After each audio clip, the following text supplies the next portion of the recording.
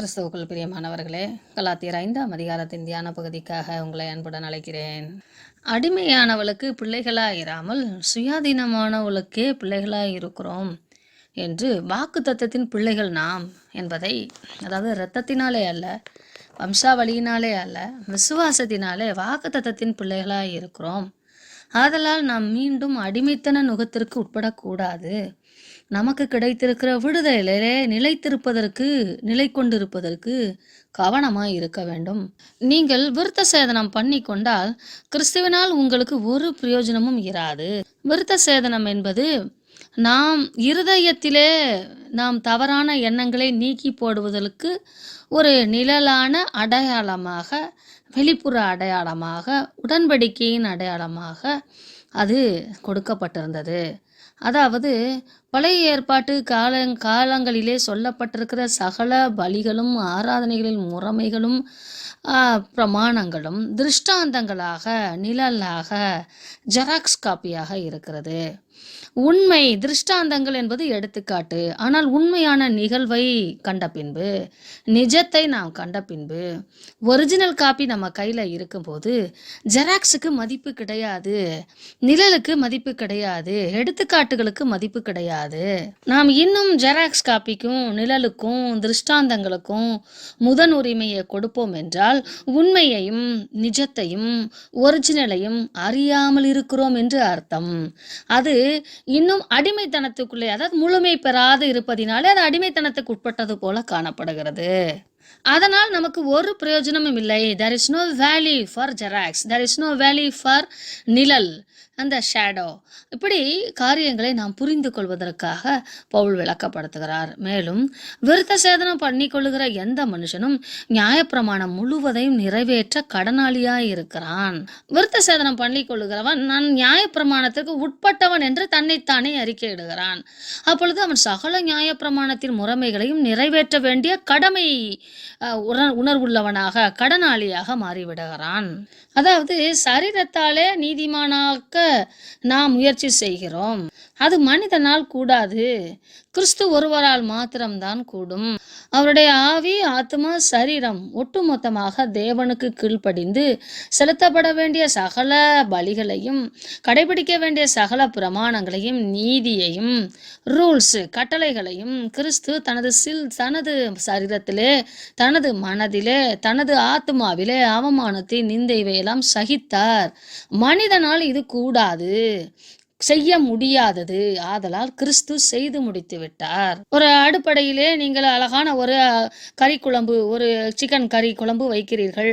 உங்கள் அம்மா உங்களுக்கு அழகாக அதையெல்லாம் பக்குவமாக செய்து, இது இப்படித்தான் கறியை இப்படி அலச வேண்டும், இப்படி வறுக்க வேண்டும், இப்படி அதற்கு மசாலா இட வேண்டும், அதற்கு இவ்வளவு உப்பு கொடுக்க வேண்டும், இவ்வளவு நேரம் ஊற வைக்க வேண்டும் என்று சொல்லி பல பிரமாணங்களை, பல கட்டளைகளை, பல வழிமுறைகளை சொல்லி கொடுத்து அவரே அதை செய்து விடுகிறார். அதை செய்துவிட்டு அது ருசி உள்ள பதார்த்தமாய் மாறி விடுகிறது. நீங்கள் இல்லை நானே செய்வேன் என்று சொல்லி நீங்கள் அந்த திரும்பவும் கறியை எடுத்து செய்தீங்கன்னா அது வேஸ்ட்டு. உங்களால் அம்மா செய்த அந்த பக்குவத்துக்கு செய்து முடிக்க முடியாது, நேரத்துக்கு முடிக்க முடியாது.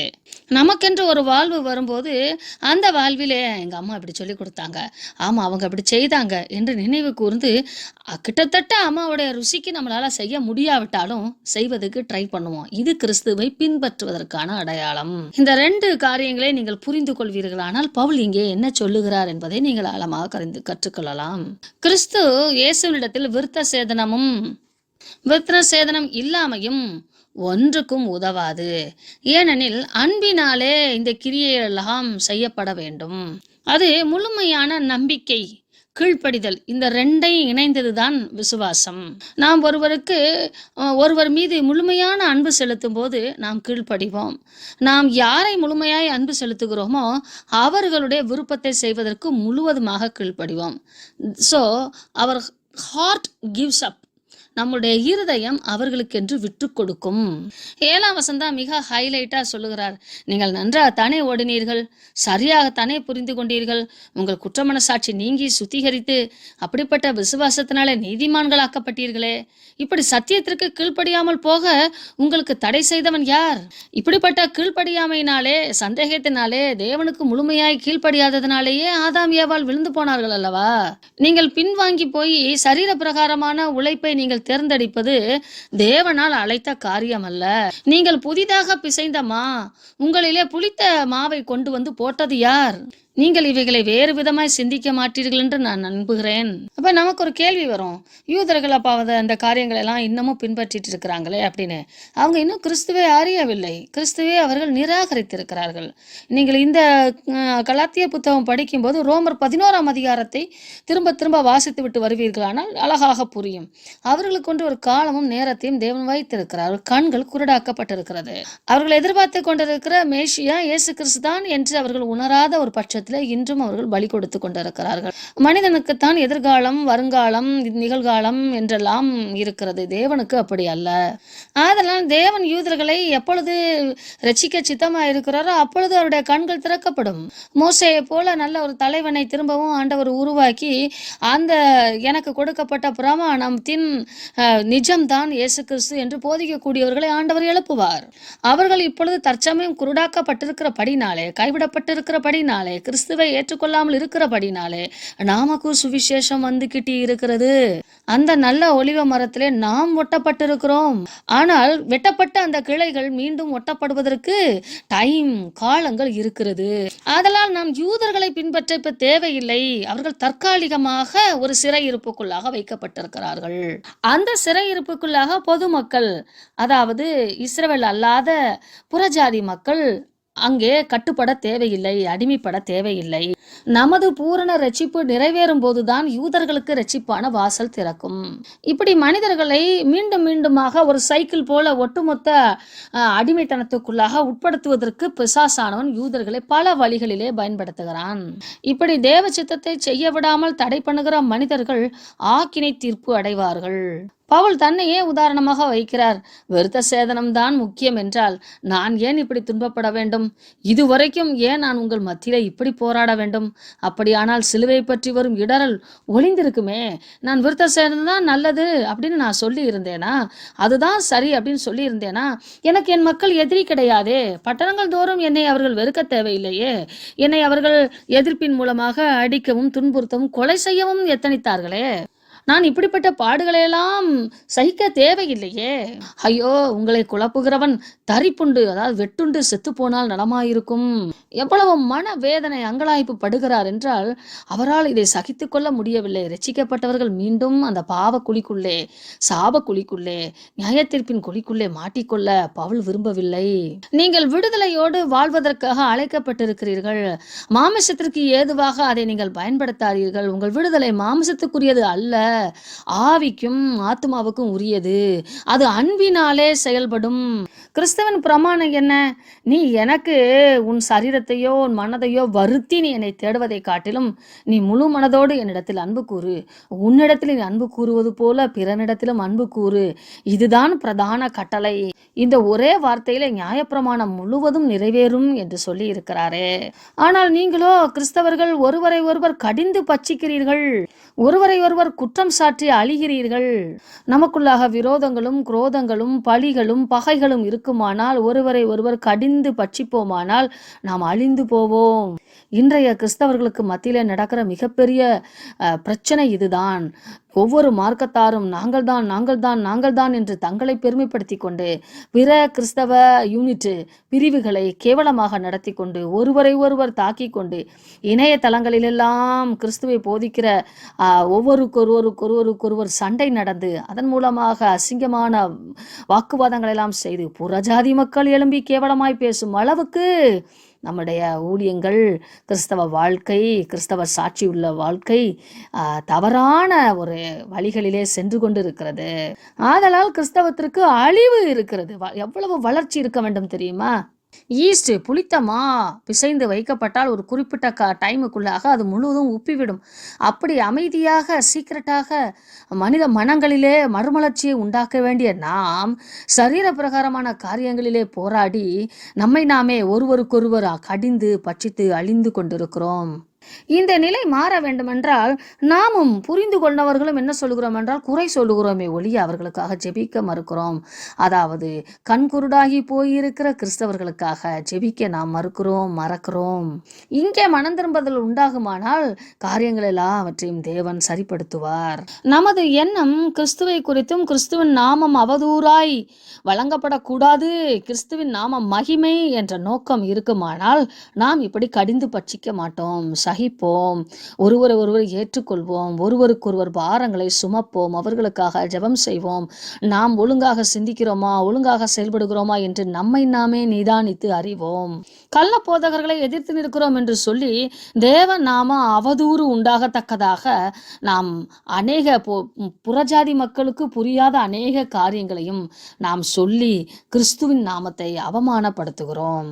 இப்படி நாம் மாமிச இச்சைகளை நிறைவேற்றாதிருப்போமாக என்று 16ஆம் வசனத்திலே சொல்லுகிறார். ஆவிக்கு விரோதமாக மாமிசமும் மாமிசத்துக்கு விரோதமாக ஆவியும் இச்சிக்கிறது. இவை ஒவ்வொன்றும் ஒன்றுக்கொன்று விரோதமாய் இருக்கிறது.